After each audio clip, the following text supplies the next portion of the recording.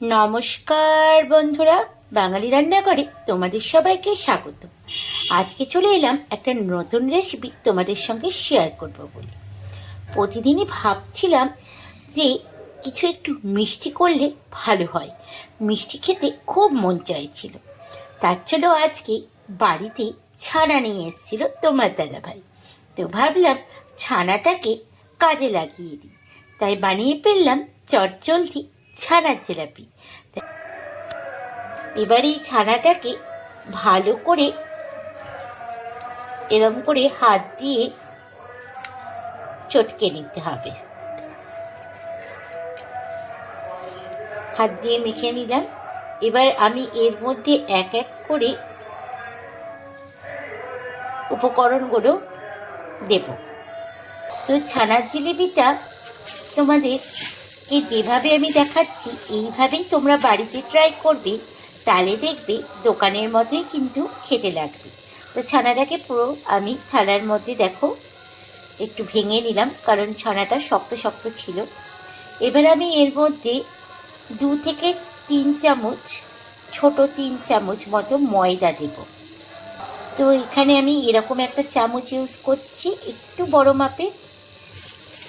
এই চামচের আমি এখানে 2 চামচ মতো ময়দা দিলাম।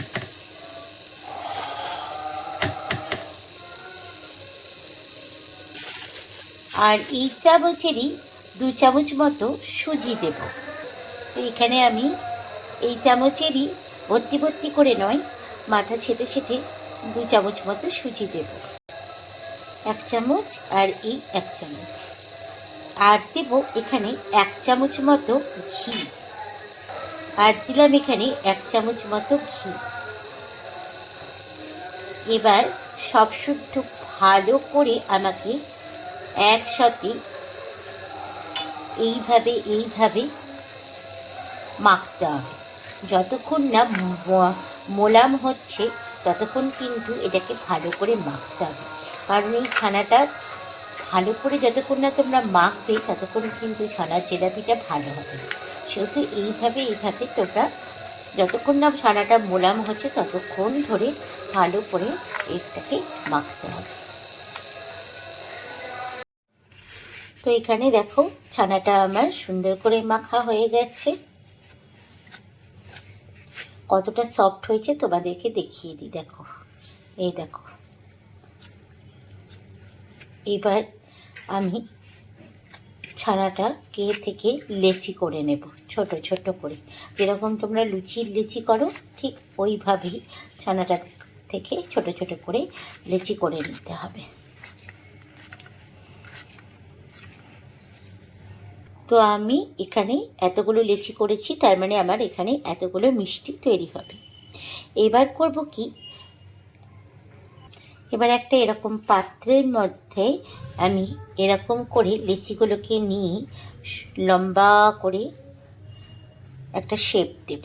যেরকম তোমরা ছানা জিলাপির শেপটা দাও সেরকমভাবে শেপ দিতে হবে। তো প্রথমে এরকম লেচিটাকে একটা একটা করে লেচি নিয়ে আমি এরকম লম্বা করে নিলাম। এবার এরকম করে একটু লম্বা করে নেব। এইবার এখান থেকে এরকম করে একটা গোল করব।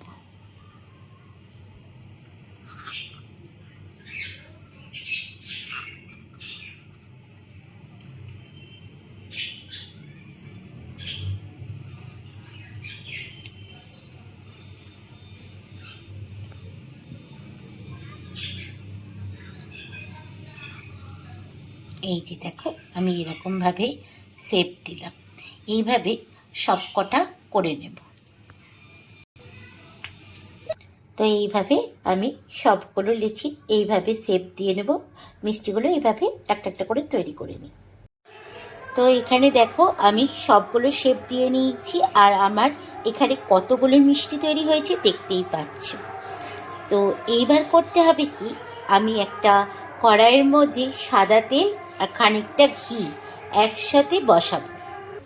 তো কড়াই বসিয়ে দিয়েছি, আর কড়াইয়ে এখানে আমি 1 চামচ মতো ঘি দিলাম।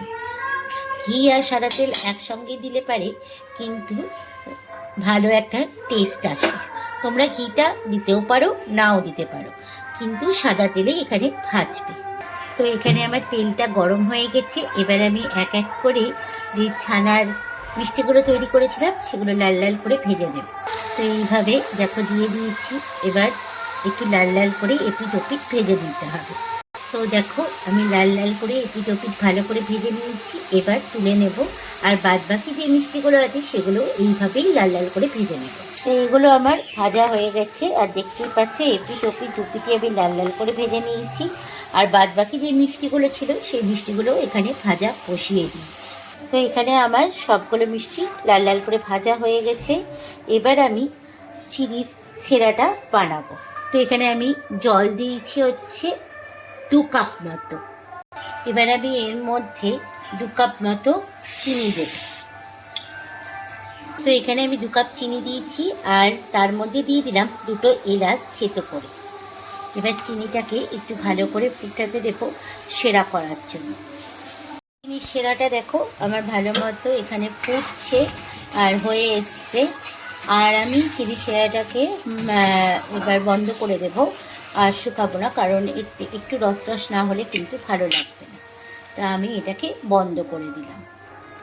এবার একটু হালকা ঠান্ডা হলে, হাত দিয়ে দেখবো, একটু হালকা ঠান্ডা হলেই কিন্তু মিষ্টিগুলো যেগুলো তৈরি করেছি এর মধ্যে দিয়ে দেব।